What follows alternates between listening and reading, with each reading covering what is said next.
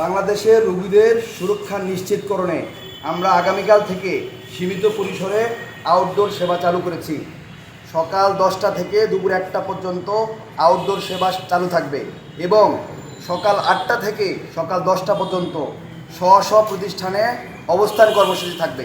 আমরা স্পষ্ট করে বলতে চাই, বিগত ফ্যাসিস্ট সরকারের দোসররা এবং দেশদ্রোহী দালাল সরকার এদেশকে অস্থিতিশীল করার জন্য, ষড়যন্ত্র করার জন্য এই হামলা করছে। তাই আমরা আশঙ্কা প্রকাশ করছি, যদি অতি দ্রুত অন্যান্য মেডিকেল কলেজ সমূহ এবং দেশের সমস্ত উপজেলা, জেলা হাসপাতালসমূহে নিরাপত্তা বাহিনী প্রণয়ন না করা হয়, তাহলে এই ষড়যন্ত্রমূলক আক্রমণের বারংবার আক্রমণ আবার আসতে পারে।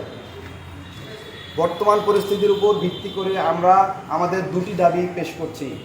এখানে যে সন্ত্রাসীরা গ্রেপ্তার হয়নি, তাদের অতি দ্রুত গ্রেপ্তার করে আইনের আওতায় আনতে হবে এবং তাদের দৃষ্টান্তমূলক শাস্তির ব্যবস্থা করতে হবে, যেন এই ধরনের অপরাধ আর কোথাও না হয়। অতি দ্রুত চিকিৎসক এবং রোগীদের কল্যাণ নিশ্চিতকরণে স্বাস্থ্য সুরক্ষা আইন এবং হাসপাতালে চিকিৎসক, স্বাস্থ্যকর্মী এবং রোগীর নিরাপত্তা নিশ্চিতকরণে স্বাস্থ্য পুলিশ নিয়োগের খসড়া প্রণয়ন করতে হবে।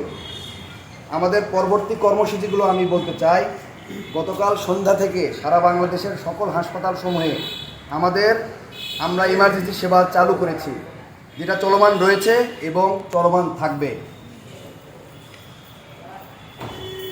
বাংলাদেশের রোগীদের সুরক্ষা নিশ্চিতকরণে আমরা আগামীকাল থেকে সীমিত পরিসরে আউটডোর সেবা চালু করেছি।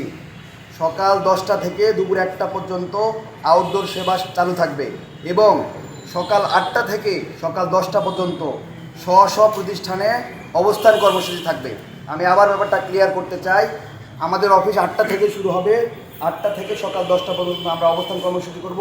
10টা থেকে 1টা পর্যন্ত আউটডোর সেবা চালু থাকবে। ইনডোর সেবা, রুটিন ওয়ার্ক এবং পরবর্তী ঘোষণা না দেওয়া পর্যন্ত সীমিত পরিসরে চালু থাকবে।